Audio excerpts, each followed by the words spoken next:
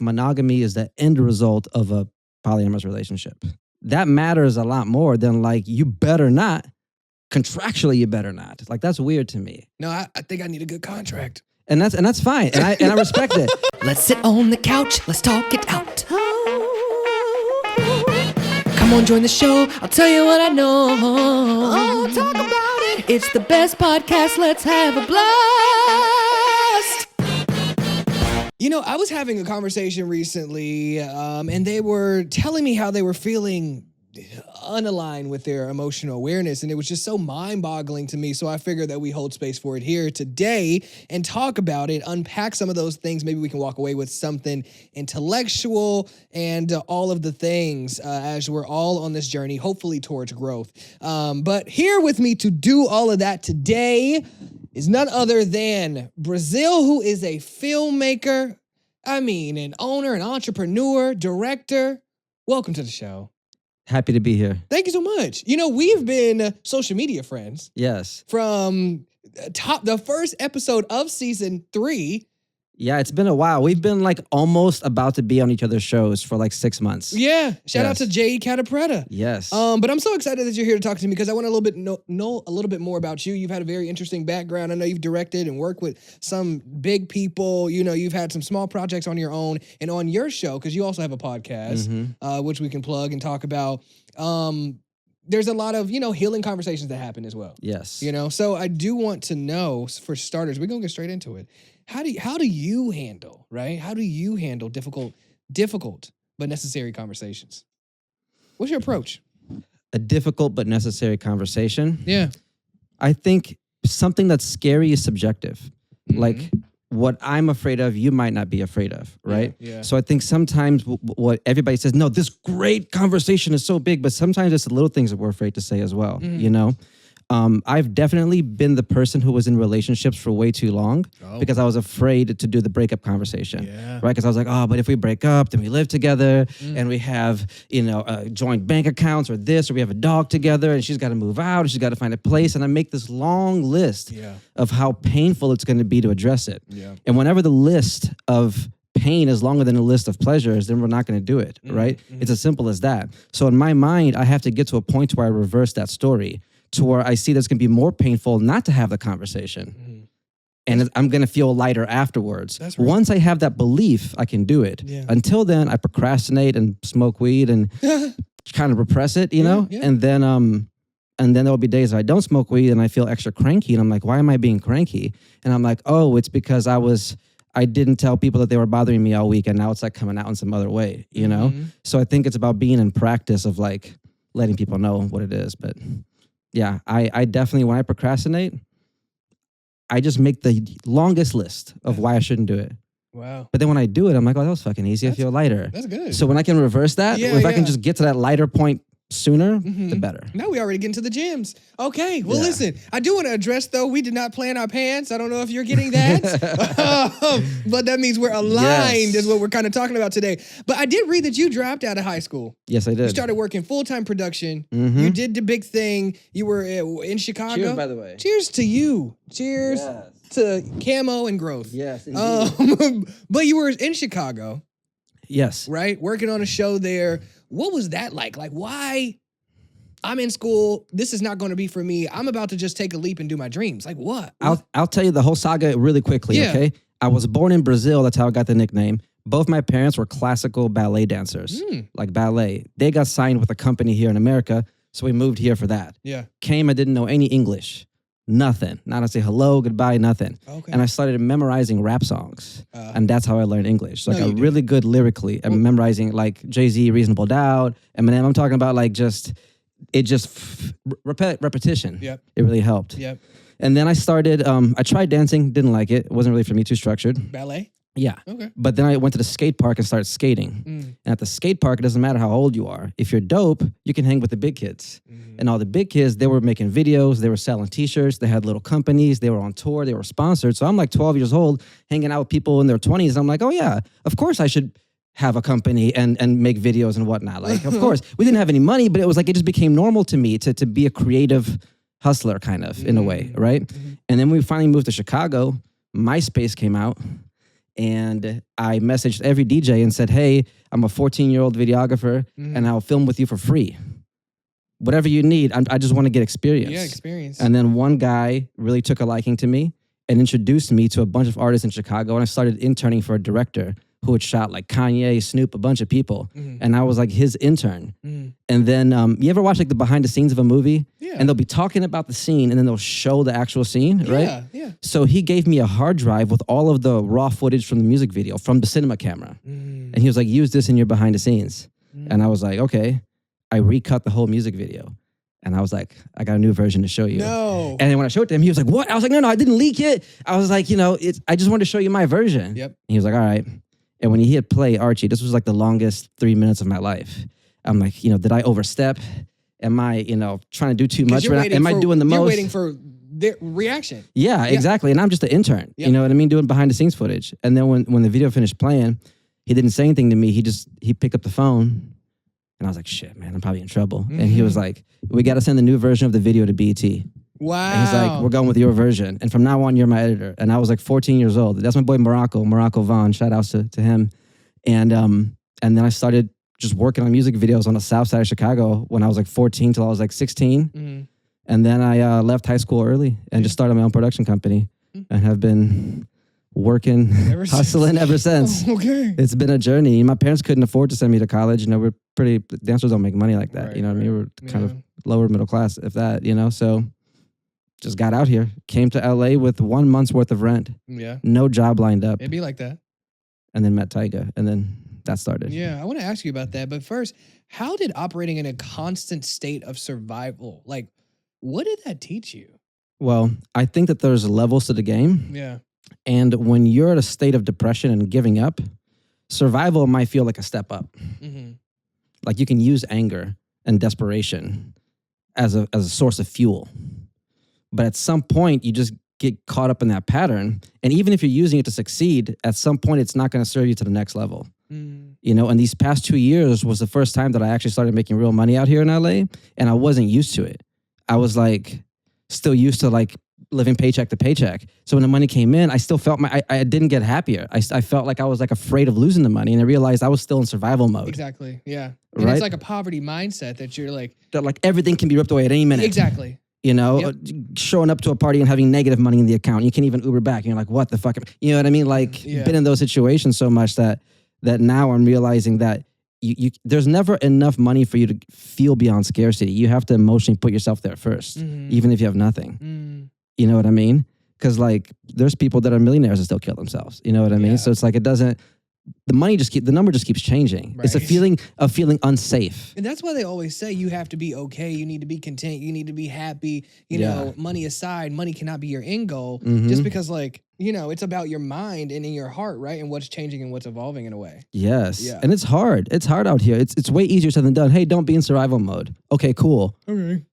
Still am, you know? Right. But we all have to find a way to maybe use that survival mode as energy to get shit better and then try to get to peace as quickly as you can. You mentioned Tyga. How did that come about and what was it like working with him? Me and my little sister Diana love going to hip hop concerts. Shout out to Diana. Yeah, that's the homie. And in Chicago, we went to go see Drake back in the day. This was like first album Drake. This was before Tyga's first album. Is this Take Care? Right? Or just No, this was before Take Care. This was after So Far Gone. Oh. What was the first album? I don't recall the name. It was a long time ago. Who cares? Whatever. The point is, we were there. We were at the concert, and I saw this guy in the audience who looked like he belonged in the industry. Okay. I was just like, he was just like on his BlackBerry, kind of like not giving a fuck about, and I was just like, he looks important. I should go talk to him. So then I left my seat, literally in the middle of the concert, and went around the arena. Like he was like far, and I was like, "Do you work? Do you do something?" He's like, "Yeah, I produce for the opening guy, Tyga." Oh. And then ended up getting his number. And then when I finally moved out here to LA, he connected me with him. And I did a couple of free mixtape videos on WorldStar. And that was in my first month. And literally, I'm like down to like $100 doing like free videos for Tyga. Or he might give me like $1,000 and I'll spend all of it on the video. And then I'm like, yo, it was great working with you, but like I literally can't pay rent. And then he's like, oh, I'm about to go on tour with Diddy in a week. You want to come with us and be our videographer? I'd be like, sure. And that was my second month here in LA. Wow. And then I toured with them, and that didn't even pay that much, but that was like a month-long tour. And then when I came back, I didn't have a lot of money, but I had those credits. Yeah. So then I could charge all the local artists because they want to work with quote-unquote Tyga's guy or whatever, right? I just kind of use that flex to pay bills, and that's how that worked out. You got a lot of drive. Yeah. Wow. Okay. Has insecurity ever been useful to you? My insecurity? Depends on how you look at it. Mm. I think when I'm vulnerable about my insecurity, that's useful. Mm-hmm. When I'm honest with a friend or a family member or whoever that like, yo, to be real with you, I'm not doing okay. Yeah. Or whatever, or I'm afraid of this or that. That kind of insecurity and sharing that vulnerably, that helps. Mm-hmm. But being in a state of being insecure, I think limits my actions. So I'm trying to, it's just a state. It's just a state you can go into and out of. Yeah, you can feel super confident 1 hour and not another, you know, so it kind of depends. But yeah. Fuck, marry, kill. Police brutality, joy, or labor laws? Kill police brutality, marry, what was the middle one? Joy. Joy. And what was it? Labor laws? Labor laws, like as in union workers, that kind of labor laws? I'd fuck them. Yeah. Yeah. Okay. But passionately, Yes, you know, with of good course. energy. Good When I say I'm energy. fucking them, it's a good thing. You know, it's they're sending love Yes. Okay. through And me. you're gonna marry them joy. Yes. Okay. Okay. What is your superpower? For real? Yeah. Catching a really good vibe. Okay. I'll take that. Nothing wrong with a good vibe. Yeah. Out of nowhere, I can catch a really good vibe. I can leave me with an empty room and there will be a good vibe there a little bit after I'm there. Like I can, especially by myself, I can just conjure up a good state. Yes. Even if I get a flat tire, everything goes wrong, by the end of the day, I'm still laughing. I love it. I like it. Let me ask you this. When you look back at the year so far, and we've only been here for a short amount of time. This year, this actual year. 2023. Okay. What has been the most joyful moment that you've experienced? I was in Costa Rica last week, getting lost in the jungle with the ATV, seeing animals up close in person, like out in the wild. Uh-huh. Not smoking weed for a week and taking a break from that and kind of feeling what my real raw feelings were. And it led to just really dope times. Really honest conversations happened. Yeah. You know, That with the was people I was joyful there for you. with. Yeah. That's good.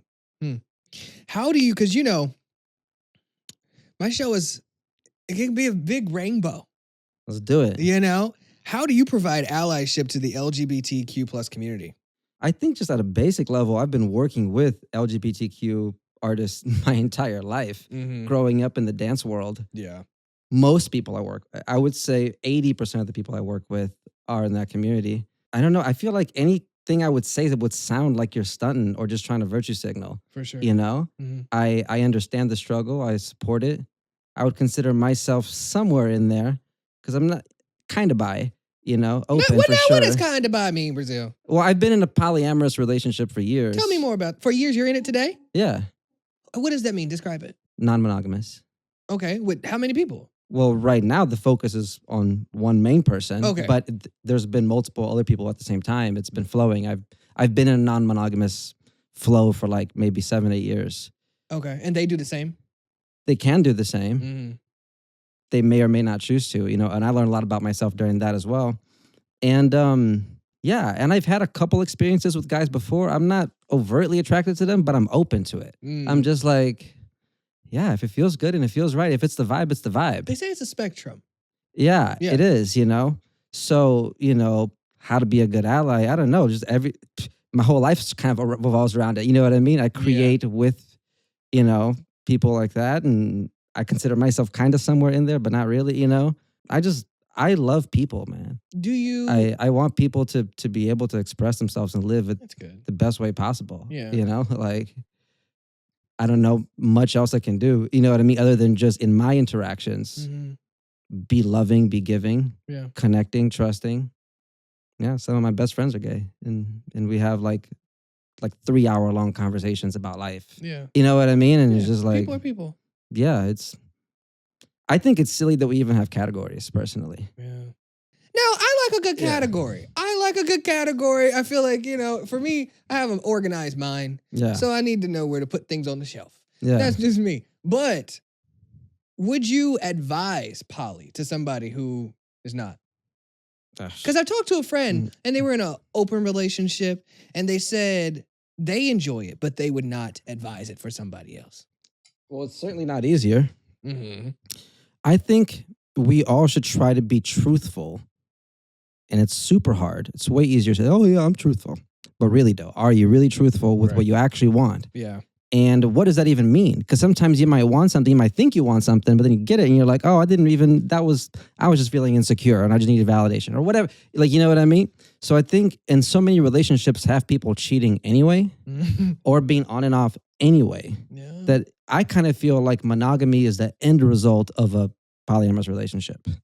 Instead of having it be together at first and eventually breaking apart, is you're more free at first. And then if you're naturally meant to be together, you don't even have to ask me not to fuck other people. I'm just choosing not to, but I could. Yeah. And to me, I think that, like, if it was like, hey, you could be fucking somebody else tonight, but you're not. That matters a lot more than, like, you better not. Contractually, you better not. Like, that's weird to me. It's like... No, I think I need a good contract. And that's fine. And I respect it. Right? But I'm saying that, like, but to me, if I want to just honor one person, then that's just a choice I want to make. Yeah. To be like, you know what?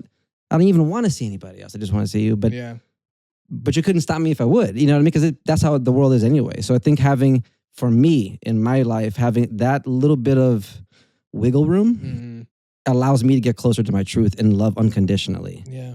Although who knows what might happen. You might catch up with me 5 years from now and I might be Mr. Married with kids and whatever. But you don't stop being attracted to other people. Right? No. Yeah. And I honestly find so much beauty in the world. Not that I want to be out here fucking everybody. But I mean, I have friends that I just have great conversations with and sometimes we make out. Like, sometimes we sit there and just talk about life. Sometimes y'all make out where? Soberly? Just whatever. Like, I have friends like from around the country, from around the world. Like, literally, I have friends that like. So how does it go? It's like, how was your day? Or is it just like it's the energy thing? You mean with the other people? Yeah, your friends who you make out with. Well, they just get it. Oh, they're on the same vibes. Yeah, well, they just understand. Yeah, they understand what it is. That's like we're friends who truly respect each other at a real, honest level. For sure. But also, we're both good looking, and don't your lips taste nice? You know what I mean? Darnell, do you do that? Like. In a while. Okay. Well, listen, if Martin Luther King Jr. was alive today, do you think he had an iPhone or an Android? I feel like he would be iPhone. Why? Because Steve Jobs' vibe was more in tune with that. Steve did a lot of psychedelics and his open-mindedness. I feel like as far as which white would Martin Luther King relate to more, I feel like he would fuck with Steve Jobs way more. Okay. Just on, yeah. Do you think Martin Luther King would like Elon Musk? I think he'll have conflicted feelings probably. Probably. Yeah, I agree. If you're talking about like, his father's mine in Africa and that whole thing, you know what I mean? Yeah. Because Elon Musk is African, you know what I mean? But it's like there's that whole weirdness there. But then also he's innovating at a super high level. And so there's... Go off. I think there's a lot of imperfect people that add value to the world. You know? For sure. Yeah. Yeah. I mean, Donald Trump added value. To some people. To some people. Well, what was the biggest lie that you told to get a job? I think every job I ever got, I wasn't ready for it. I just take it on. Like even when we started a company, I never started a company. When I directed my first music video, I was like, fuck yeah, I'll direct your video. I don't know. I don't know. Just my whole thing is not a lie, but just an assumption that I'll figure it out. My lies are more like, I don't want this client to know I smoke weed kind of lies. You know what I mean? More like that. You know what I mean? Like, oh, let me like hide the party side of my life to this corporate client. But now, which is funny though, because there's one time I was doing this big real estate commercial and I thought they were going to be super corporate about it. And the owner of this big company came through and he looked kind of tired. I was like, you okay? He's like, man, I was at a rave last night. I was like, oh, okay, cool. Oh, so you get it. All right. Right, yeah. That's fun. Okay. Yeah. When's the last time you felt disappointed or hurt? On my Costa Rica trip. Mm. It led to some conversations in my main relationship where we both just had to be really honest with each other about things that were bothering ourselves, you know? Mm. And I think also the fact that I wasn't smoking weed there allowed me to not repress the feelings and to like, now I can't just like wave it off. Like if I feel annoyed, you're going to really feel it kind of a thing. And it kind of, we had like kind of this blowout moment. But since then I feel like we're better, okay. but it needed to be said. Like there were some things that were really bothering me. I have to ask you, because you've mentioned it so many times, how much weed do you smoke in a day? I mean, to be honest with you, in the last couple of years, I smoke kind of every day. Right. Yeah. Okay, but just like a morning, or is it? Like I have like a little bowl that I just hit from time to time. Like I'm like somewhat high most of the time. Okay. Yeah. Yeah. You know what I mean? Like I'm not doing bong rips all day, but it's like, but you know. For sure. But yeah, like some amount every day. But lately I want to be on camera a lot more. And I prefer not to be high on camera. Mm-hmm. So I think as an exercise, I'm going to make myself be on camera more. Okay. So I can adjust to that. Because I love weed, but I've been using it as kind of a shield to deal with all the craziness in my life. Because I'm building a company and dealing with relationships. And then my dad's in prison and dealing with that, trying to help my family. Yeah. And life happens and COVID happens. I'm like, you know what? I'll handle it, but let me just get a bowl. You know what I mean? Where's your dad in prison at? Where's your dad in prison? In Wisconsin, Brazil? Close to Chicago. Oh, yeah. Okay. Yeah, so I get to visit him a couple times, but he'll be out in a couple years. Has he told you that he's proud of you? Yes. Yeah? Anything specific? He's my stepdad. He raised me since I was 3. Yeah. But me and my parents are very close. We have a very honest, vulnerable, real relationship. I'm very grateful for that. My biological father in Brazil, I barely ever talk to him. Mm-hmm. We don't even have real like once or twice a year, maybe. You know what I mean? And it's like weird. We haven't had a deep talk. I get you. You know? Well, y'all should, because you're deep. Can we play a game? Sure, let's play a game. You ready? Yeah. Okay, the game is called Can You Imagine? Let's go. Give me a jingle.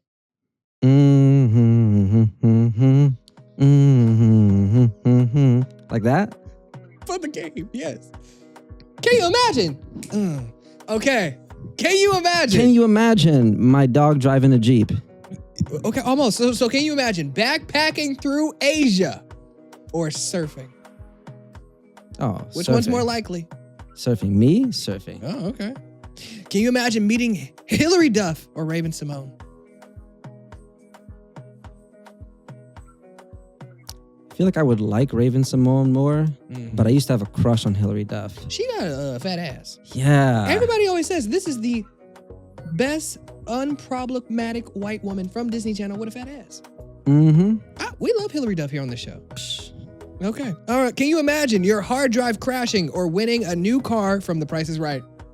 Yo, my hard drive's crashed several times and it's a fucking heart attack every time. Yeah. It's the worst. Yes. Okay. Can you imagine singing the national anthem or the Negro national anthem? Probably the second one. I feel like that would be some shit I would get invited to for some reason. Okay. Yeah. Can you imagine cooking your date Hot Pockets or them feeding you fish eggs? Probably the fish eggs thing, but... You like fish eggs? I've never had fish eggs. You like Hot Pockets? I've never had a Hot Pocket either. Oh, I used to. I'm very picky with my food. I love a Hot Pocket. Yeah. That's just me. I like a Hot Pocket. I could take a Hot Pocket today. They got breakfast Hot Pocket. I still don't even know what it is. Hot Pocket should sponsor this show, actually. It looks like a random, like a candy bar, but then people microwave. Like, yeah. I don't know what the fuck a Hot Pocket is. Like, it's like pizza. Okay. Can you imagine meditating or migrating to Mexico? I've migrated so much in my life already, so I guess it would be meditating. Meditating. But you know what? Mexico and Tulum and Cancun, it's fucking gorgeous. So, I've never been to Tulum. There's so much hype around Tulum, and I've never been. It's that. So I get mixed cenotes. reviews. No.